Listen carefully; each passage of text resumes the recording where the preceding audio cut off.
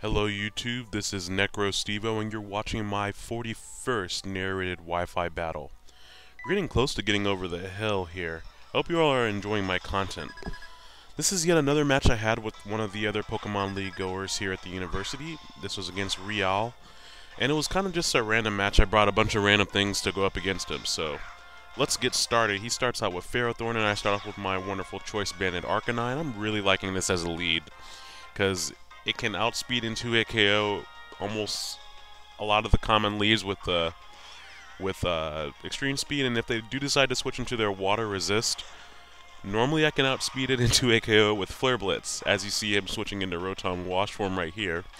It cannot take another Flare Blitz, and I didn't know if his was Scarfed maybe, but I do know that I didn't want to risk switching out into something and getting tricked. So I just stayed in and killed him with another Flare Blitz, so that worked out nicely for me. And I'm off to an early 6-5 lead there. He goes on into Starmie, which, interesting that he has two water types on the team like that. But this is a good time for me to go into my own Ferrothorn, which means I can take whatever he's going to do and hopefully set up some entry hazards to see what he's going to have running around later on. Of course, when you battle in person, there is no team preview. So it's a little bit more 4th Gen-y as far as seeing what your opponent has and then kind of remembering what they have. So I used Stealth Rock expecting him to switch, and here's where he reveals that he has a Thundurus on his team. Wasn't sure what to expect from this thing. Thundurus can get a ton of different attacks and it can do a lot of different things. So I just stayed in to use Thunder Wave to hopefully cripple it, or if he just wanted to taunt me, then I could see that he had the taunt as well.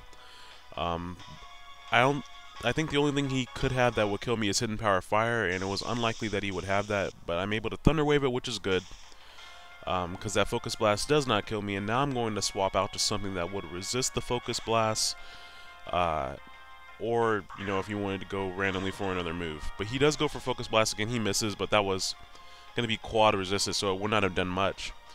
Here I put up Light Screen, hoping that he'll get paralyzed, and if he didn't get paralyzed with Light Screen up, I could take the hit from the Thunderbolt. Fortunately, he gets paralyzed, which is fine. That's about the right ratio for paralysis. I take this opportunity to go out into my Bouffalant Widowmaker, expecting the electric attack. He misses that too, but he's using Thunder for some reason instead of just using regular Thunderbolt, because it's not like he has Rain Up or anything. I miss my Rock Slide. This Widowmaker, he does not like to hit Rock Slide. I don't know why. But he hits his Focus Blast, but fortunately the Light Screen allows me to take that very well. And not wanting to risk missing another Rock Slide, I just go straight for Head Charge, which at the end of the day, it was stupid of me to try to do Rock Slide anyway, because they both have the same base power after the super effectiveness of the Rock Slide and the stab of Head Charge. So he gets paralyzed right there. That is fine by me, because I did miss the first Rock Slide, so that means if I hit it, he would be dead anyway. So we're kind of back where we were had I hit the Rock Slide and had he hit the Thunder, if that makes any sense. Makes sense to me. I hope it does to me. To you, not to Mew. Mew's not in this battle. Anyways, now he's going to come out with Scizor. I do not have Reflect up. I was expecting Bullet Punch, so this is a good time for me to swap out, go into Alley to get the Intimidate, and also just see what he wants to do in case he wants to Sword Dance up or anything like that.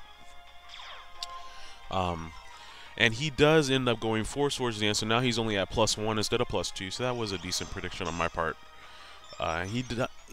There's not really much he can do to Arcanine, so I knew I was safe to stay in and go for Flare Blitz. He saw that coming and goes out into his Ferrothorn, which I thought was interesting, but as I hit it, I realized Iron Barbs, he's probably holding a Rocky Helmet, and if I kill him, I'm going to take a ton of Flare Blitz recoil. And that's going to do a ton of recoil damage to me. For him not actually attacking me, that does a bunch of damage, because I was at a good 60-70% before that attack. And now I'm down to 28. So that's only about maybe 15% of my HP. So very low after all that. I wanted to hold on to my Extreme Speed priority and my Intimidate. So I use this opportunity to go out into my own Ferrothorn, expecting him to just try to Bullet Punch to kill me, which is nice because I too am holding Rocky Helmet, which means I'll take barely anything from his attack, even though it's a crit. And then he'll take Rocky Helmet and Iron Bars damage. So right back at you, Rial. We can both kind of play that game, I guess. My light screen wears off there. It wasn't helping too much outside of the Pokemon he was using earlier, but he was using physical attacks that whole time.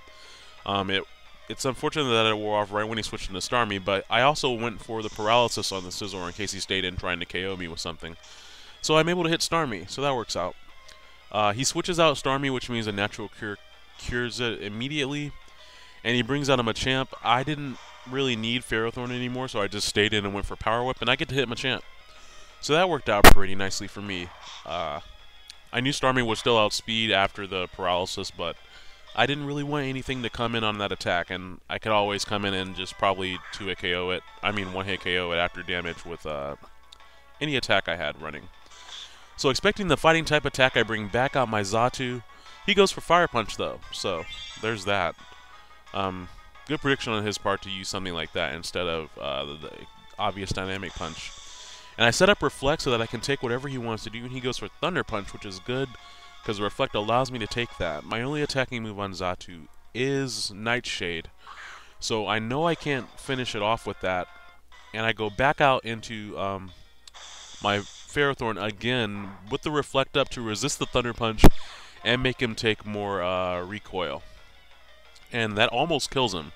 And he surprises me here with Rest. I don't think I've ever seen a resting Machamp before that didn't have high special defense and then the bulk ups going. So he kind of surprised me with just having Resto Chesto without any type of setup going on alongside it. And expecting him to just finish me off and kill himself, I set up the Layer of Spikes, which I guess that hits Scizor and maybe one or two other things on his team. And there he does finish me off with the Fire Punch, and he takes 25% recoil from doing so. But, I got a Layer of Spikes up out of the deal, so not too bad of thing there. If you'll notice on Machamp's animation, his pecs are jiggling. I never noticed that until this battle, because whenever I use Machamp's, I can only see his back.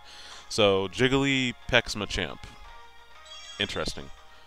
Anyways, oh, by the way, that's a female. I come out and I Protect just to get my Toxic Orb off. Machamp sometimes carries priority in the form of Bullet Punch, but that will not KO me from that range, so a Brave Bird will be a clean hit. One-hit KO. I don't think there's any way he would have survived that coming from Swellow's great attack stat and Guts. And Brave Bird is 120 base power attack, so that was a good, clean way to deal with that. I did not know really what to expect from Starmie. Sometimes they're scarfed. I knew I would probably outspeed it on a normal day. So I just stayed in and went for U-turn, and I do outspeed it and I kill it.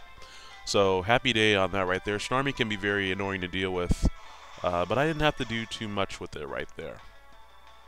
So Quetzalon comes back into me. I see this as an opportunity to go out into Dawn because I knew I could protect against whatever he wanted to bring in, which I knew was a Scizor. And I think this is his last Pokemon, and there wasn't anything he can do that would kill me. So even if he did go for Bullet Punch, I would resist it. And then I could just finish him off with the Waterfall. So Rial, that was a great battle. You have some interesting Pokemon, so I hope I get to battle this guy again. And I know I've been posting a lot of level 50 battles lately. If you all have a problem with those, please let me know in the comments, and I'll try to get more battles on Wi-Fi. It's just easier to get these than it is for me to hang out on Wi-Fi and get battles. But I hope you all enjoyed the match. Please like and subscribe if you did. And I hope you all have a great day. Alright, I will talk to you all later.